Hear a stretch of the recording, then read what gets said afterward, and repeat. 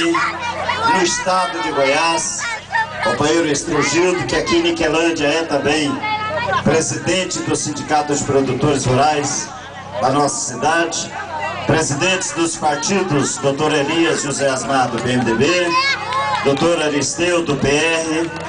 cumprimento o empresário e amigo Eliel, meu vice-prefeito Getúlio Moraes Leite, cumprimento também as funcionárias da educação em nome da diretora Maria Silvestre e da Magda, cumprimento as lideranças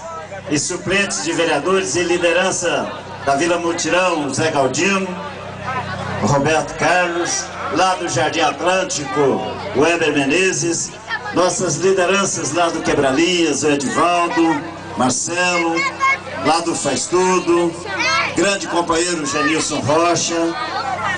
cumprimento de forma especial nosso amigo Eurípides, que aqui representa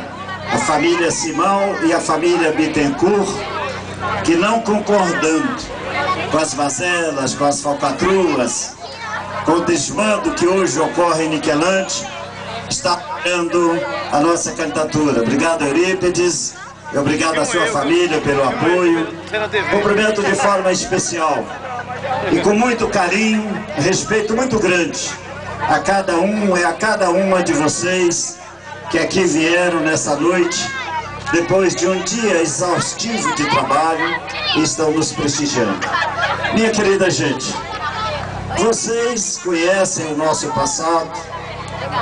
sabem que já fomos lavrador, servente de pedreiro, engraxate, lenhador, auxiliar de escritório, escrivão de polícia, delegado de polícia, que sou até hoje, vice-prefeito, deputado estadual, prefeito por 2 vezes seguidas.